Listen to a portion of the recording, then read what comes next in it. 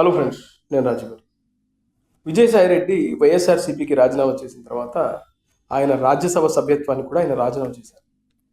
అయితే ఇప్పుడు ఏపీకి సంబంధించి విజయసాయిరెడ్డి రాజీనామా చేసినటువంటి రాజ్యసభ సీటును తెలుగుదేశం పార్టీకి ఇప్పుడు ఒక రాజ్యసభ ఎంపీని పంపించడానికి అవకాశం ఉంది వాళ్ళకి. అంటే తెలుగుదేశం పార్టీకి ఆ అవకాశం ఉంది. ఇప్పుడు తెలుగుదేశం పార్టీ తరఫున ఎవరు వెళ్తారు? అయితే ఇదే రాజ్యసభ సీట్ని బీజేపీ కోరుకుంటుంది. ఈ విజయసాయిరెడ్డి రాజీనామా చేసినటువంటి ఖాళీ అయిన ఈ సీటుని బీజేపీ కోరుకుంటుంది. ఇక్కడ తెలుగుదేశం పార్టీ కూడా ఓకే పర్లేదు, మేము మీకు ఇస్తామని చెప్తా ఉన్నారు.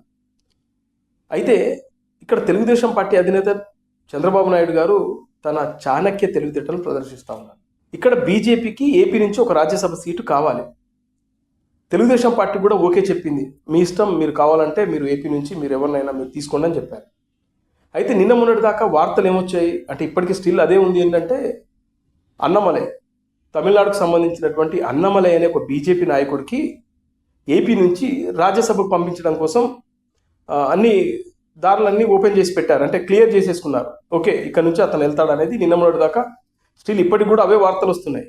కానీ ఇక్కడే చంద్రబాబు నాయుడు తన చాణక్య తెలివితేటను ప్రదర్శిస్తున్నాడు. ఏ విధంగా అంటే చంద్రబాబు నాయుడు గారు రీసెంట్గా ఢిల్లీ వెళ్ళారు.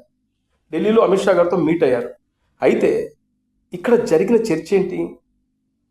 ఏపీ నుంచి అన్నమలైని మేము రాజ్యసభకు పంపిస్తామని వాళ్ళు అన్నారు.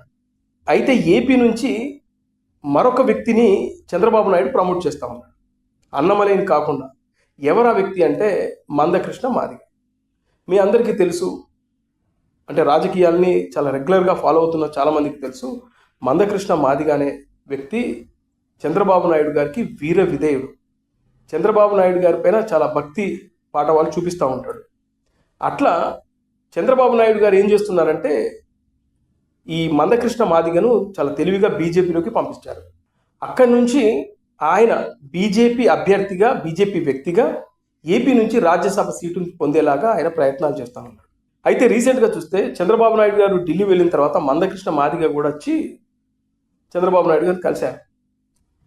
అయితే ఈ మందకృష్ణ గారు కలిసిన తర్వాత బయటకు వచ్చిన తర్వాత చెప్పేది ఏంటంటే చంద్రబాబు నాయుడు గారు ఏపీలో ఎస్సీ వర్గీకరణకు ఆయన ఒప్పుకున్నారు, ఇవాళ అది ప్రాసెస్ జరుగుతూ ఉంది, అందుకోసం ఆయనకు థ్యాంక్స్ చెప్పడానికి నేను ఢిల్లీ వచ్చాను, ఆయన నివాసానికి వచ్చి కలిశానని చెప్పారు. కానీ ఇంటర్నల్గా జరిగింది ఏంటంటే చంద్రబాబు నాయుడు గారు పిలిపించారు. అంతకుముందే మోడీ గారితో అలాగే అమిత్ షా గారితో మాట్లాడడం కూడా జరిగింది. అయితే ఆయన బీజేపీలోకి చేరే విధంగా, అందులోనూ మందకృష్ణ మాదిగ బీజేపీ అధిష్టానానికి అనుకూలంగా ఉంటున్నాడు. తెలంగాణలో ఆ మధ్యకాలంలో మోడీ గారు వచ్చినప్పుడు ఈ మందకృష్ణ గారు మోడీ గారు పక్కనే ఉన్నారు, చాలాసేపు మాట్లాడుకున్నారు కూడా.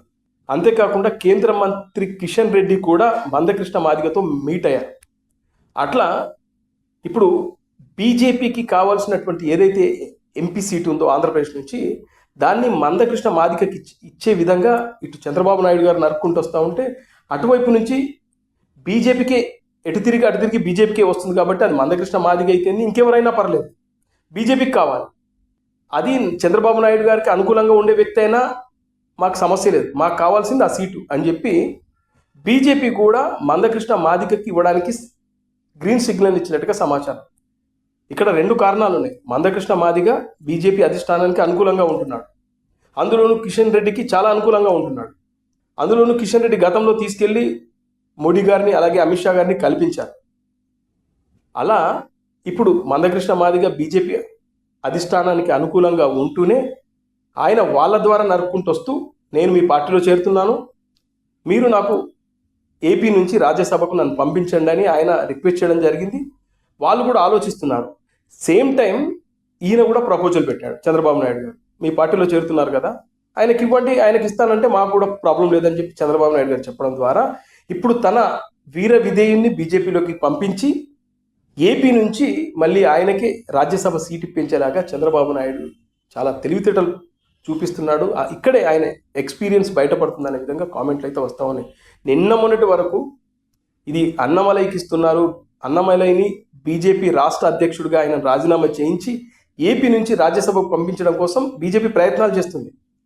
కానీ ఇక్కడ చంద్రబాబు నాయుడు గారు చక్రం తిప్పి ఆ ప్లేస్లోకి ఏపీ నుంచి వచ్చే ఆ సీటును తెలివిగా మందకృష్ణ మాదిగకి ఇచ్చి అది బీజేపీలోకి ఆయన పంపించి ఆయన అనుచరుడికే సీటు కట్టబెట్టేలాగా ఆయన ప్లాన్ చేస్తున్నాడు. వరే వా చంద్రబాబు నాయుడు గారు తెలివితేటలు అని చెప్పేసి చాలామంది మాట్లాడుకుంటున్నారు. ఇది సంగతి.